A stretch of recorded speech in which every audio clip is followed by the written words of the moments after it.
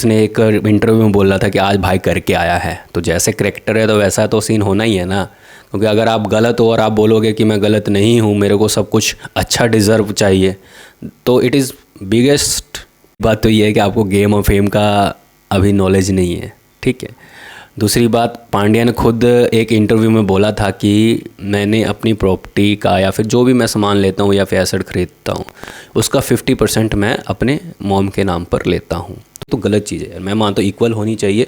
जो सिर्फ शादी में खर्चा हो रहा है, जो शादी के लेन देन में खर्चा हो रहा है, सिर्फ उसका ही हिसाब किताब होना चाहिए। तो जी, आज का टॉपिक क्या है।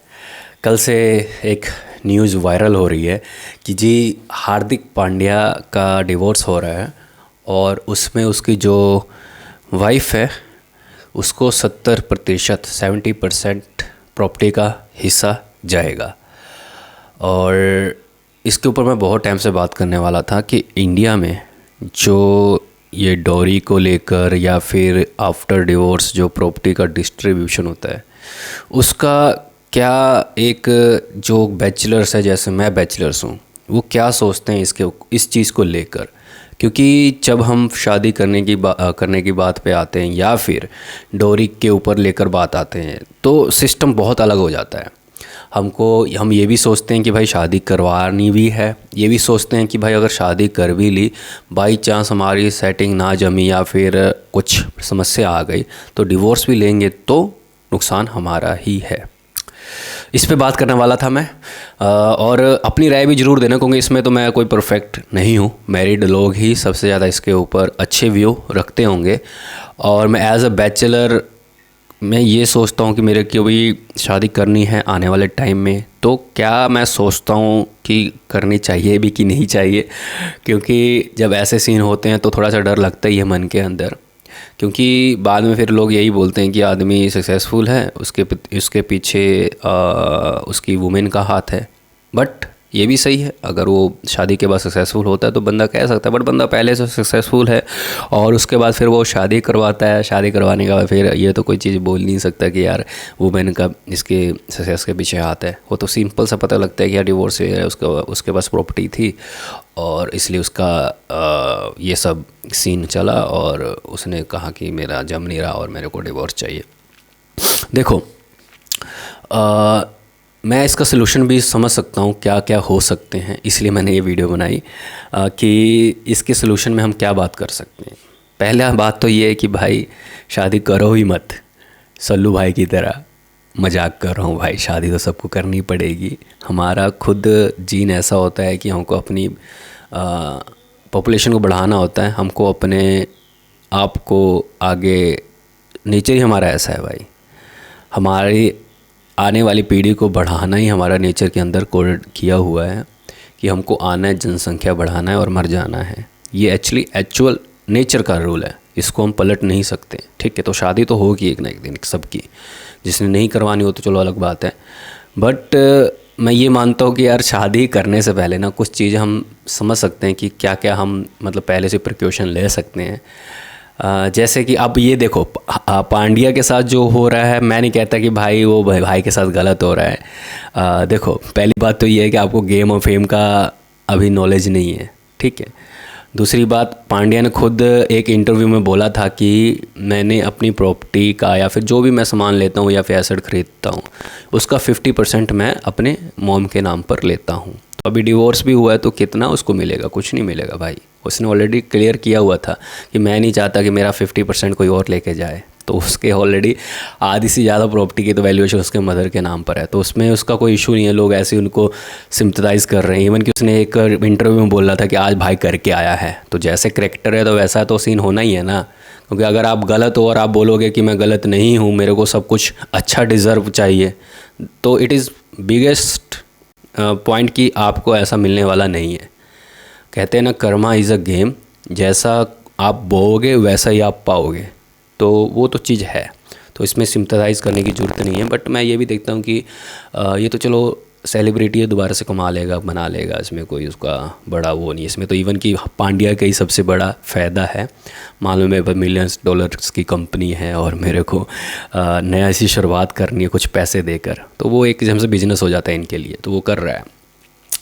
दूसरी बात कि मेरे को सबसे चीज़ की दुख ये होती है ना, मान लो हमने शादी की, बाई चांस मैंने अपने मदर के नाम पर कुछ कर नहीं रखा, या फिर जिनके मदर्स या फादर्स नहीं हैं, जो अकेले रहकर मेहनत करते हैं और अपना सब कुछ एम्पायर खड़ा करते हैं, उनके साथ क्या हो सकता है ये भी सोचता हूँ मैं। अगर वो शादी करते हैं, बाद में ऐसा कुछ सीन होता है, तो भाई वो तो बर्बाद हो गए ना। और दूसरी बात, मेंटल हरासमेंट बहुत होती है इस चीज़ में। मैं रिलेशन में देखता हूँ कुछ लोग पागल हो जाते हैं। तो ये तो आफ्टर ऑल मैरिज के बाद की बात है। इसमें तो ये समझ लो कि पब्लिकली सबको पता है कि आपके क्या सीन चल रहे हैं, ठीक है ना। और यार ऐसा नहीं है कि जो क्रेडिट आप देते हो कि भाई कि उसने जो किया है वो उसका भोग रहा है। देखो इक्वल हब कोई होता है, सब कोई भी दूध का दूल्हा नहीं है। बस ये है कि थोड़ी सी प्रिपरेशन लेकर चलने में ही आई थिंक मुझे लगता है कि लोग इस चीज़ से बच सकते हैं। जैसे मैं सोचता हूँ कि यार पहली बात तो यार अगर प्रॉपर्टी लूँ तो मैं अपने मदर के नाम पर सबसे ज़्यादा रखूँ। दूसरी बात, अगर मेरी शादी होती है ना तो उस पे मैं डोरी को लेकर या फिर किसी और चीज़ को, क्योंकि देखो आज की डेट में होता क्या है कि सब दिखावे की चीज़ है। अब मान लो कि मैंने प्री वेडिंग में या फिर वेडिंग में लाखों रुपए खर्च कर दिए, ठीक है। उसके बाद मुझे पता चलता है कि मेरे को लग रहा है कि यार 5 साल 10 साल भी ये चीज़ टिकने वाली नहीं है, फिर मैं बच्चे भी कर देता हूँ। फिर मेरे को और ज़्यादा बाउंडेशन आ जाती है। क्यों? क्योंकि जो वो कोर्ट में जाकर पेमेंट का या फिर सेटलमेंट का सिस्टम होता है, वो ऑलरेडी सबसे सबसे ज़्यादा बच्चों को लेकर ही, मेंटेनेंस को लेकर ही किया जाता है। तो वो चीज़ है। तो मैं ये मानता हूँ कि यार पहली बात तो एक्सपेंसिव शादी करना बंद करो, सिंपल शादी करो, ठीक है। दूसरा, डोरी को लेकर कि मैं मानता हूँ, पहले मैं ये मानता था डोरी डोरी सब बकवास चीज़ें, ये नहीं लेनी चाहिए। बट जब बात आती है कि लड़की वाले एक ऐसे लड़की की तलाश करते हैं जो पूरा सक्सेसफुल हो, जिसका बाप, लड़की के बाप को जो चीज़ 60 साल की उम्र में मिली है वो आज की डेट में वो बैचलर से ढूंढ रहे हैं, तो फिर मैं सोचता हूँ यार नहीं यार, डोरी वाला सिस्टम इसलिए शायद बना होगा उस टाइम पर कि लोग अपनी औकात में रहें जो ये सब चीज़ें कर रहे हैं, ठीक है। तो ये भी थोड़ा ध्यान रखना, ऐसा मत समझना कि सब दूध के धुले हुए हैं। अगर वो डोरी आपको देना चाहते हैं या फिर आपसे कुछ लेन देन होती है तो उसका प्रूफ रखें और उसको मना मत करें। क्यों? क्योंकि आने वाले टाइम में आपको ही मालूम है कि ये चीज़ आज की डेट में चल रही है और आपने भी मेहनत करके अपना एम्पायर खड़ा किया है। आप भी फ्री का, ऐसा नहीं है कि आप फेंके हुए थे उठा लिए गए हो, ऐसा बिल्कुल मत सोचना।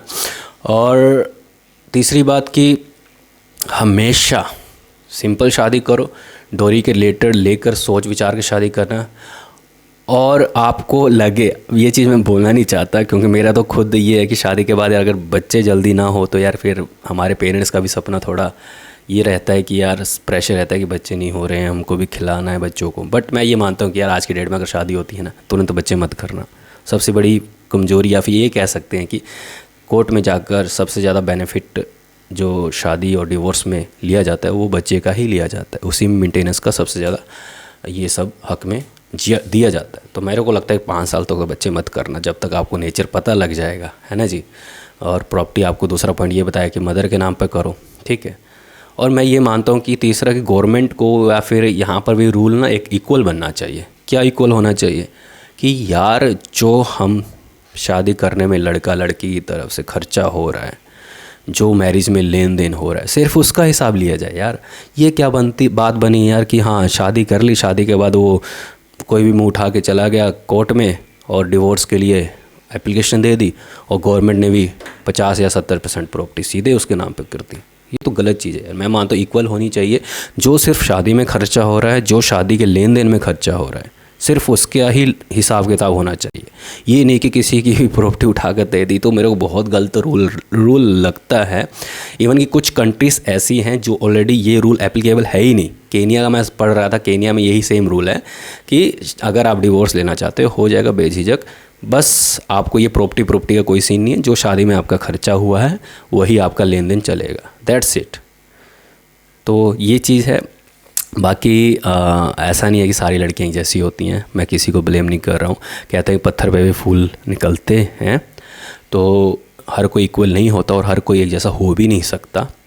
और हमेशा नेगेटिव सोचने की कोई ज़रूरत भी नहीं होती, क्योंकि अब आपको ही सब पता है कि क्रिकेट में ही माही भाई को देख लो, कितनी अच्छी अनुष्का को देख लो, विराट कोहली को देख लो, कितनी अच्छी है ना जी। तो हम सबको एक बार से ब्लेम नहीं कर सकते।